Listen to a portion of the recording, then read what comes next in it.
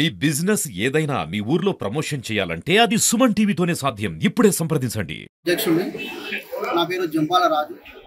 మా తండ్రులు 50 సంవత్సరాల నుంచి ఇక్కడ నివసిస్తున్నారు. వాళ్ళ కళ నెరవేర్చడానికి మేము ఎన్నో ప్రయత్నాలు చేసినాం. మా కళ నెరవేరింది. ఈరోజు మాకు 33 మందికి ఎండోమెంట్ కమిషనరు ఆర్డర్ ఇష్యూ చేశారు. ఆ ఆర్డర్ తీసుకొచ్చి ఈవో గారికి ఇస్తే ఇంప్లిమెంట్ చేసిర్రు. చేసి 2-3 రోజులు దాని గురించి ఇంప్లిమెంటేషన్ గురించి మాట్లాడుతుంటే దాన్ని తీసుకుపోయి మాకు సంబంధించిన కొండపైన నాయకురామంలో కోర్టులో కేసు వేసారు. మేము కూడా ఒక హైకోర్టుకి వెళ్ళాం. హైకోర్టు కూడా మాకు ఒక ఆర్డర్ ఇష్యూ చేసింది మాకు అనుకూలించేటట్టుగా. ఆ ఆర్డర్ కాపీని తీసుకొచ్చి ఈవో గారికి ఇస్తే దాన్ని ఇంప్లిమెంటేషన్ చేసి మా 50 సంవత్సరాల కళ నెరవేర్చారు. మాకు ఈరోజు సుదినం. మేము చాలా సంతోషంగా ఉంది. మేము అందరితోని కలిసిమెలిసి తోటి న్యాయబ్రాహ్మణులతోని అందరితోని సామరస్యంగా పనిచేసుకొని విధులకు చేరుతున్నాం.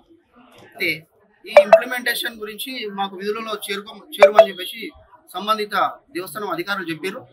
మేము వచ్చేసరికి కొండమీది న్యాయబ్రాహ్మణులు మమ్మల్ని లోపలికి కొనియకుండా అడ్డుకున్నారు. అదే విషయం గురించి అధికారులు వచ్చారు. వాళ్ళు మాట్లాడుతున్నారు. ఇప్పుడు ఎంతమందికి అనుమతించారు? మాకు 20 మందిని విధులలో చేరుకోమని చెప్పేసి అధికారులు చెప్పారు.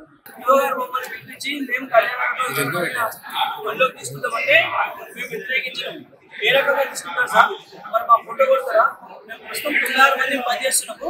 మాకు సఫిషియెంట్ శాలరీ లేదు, మాకు కనీసం వేతనం ఏం లేదు. మరి మీరు అదనంగా ఎట్లా తీసుకుంటారంటే మాకు కోర్టు ఆర్డర్ ఉంది అన్నారు. కోర్టు ఆర్డర్ ఉంటే రూల్ ప్రకారంగా కోర్టు ఆర్డర్ ఏముందో చూపించండి.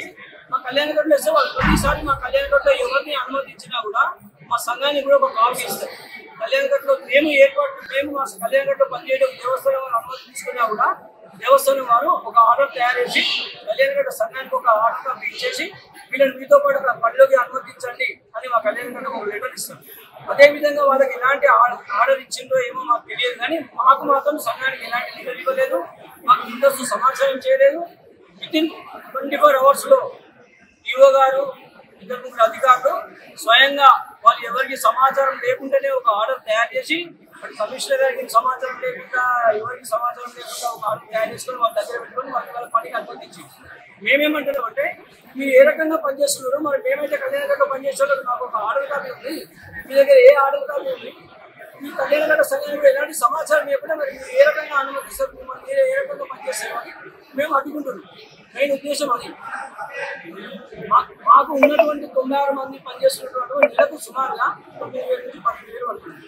ఇది మానవతా దృక్పథంతో మాకు సరిపోదని దేవస్థానం అధికారులకు కూడా తెలుసు కూడా మరి 20 మందిని అదనంగా ఏర్పాటు చేసుకోవాలన్నా మరి వాళ్ళ ఉద్దేశం ఏముంది, దాని ఇంకా వాళ్ళకి ఎలాంటి స్వార్థం లేకుండా నిస్వార్థంగా ఇస్తే మరి ఇంతమందికి ఎందుకు ఆలోచన వచ్చింది? 20 మంది ఎందుకు ఏ ఉద్దేశంతో తీసుకోవాలి? కోర్టు ఆర్డర్ అంటే మిగతా 58 మంది ఇంకా మీరు యాక్సెప్ట్ చేయడం ఏంది?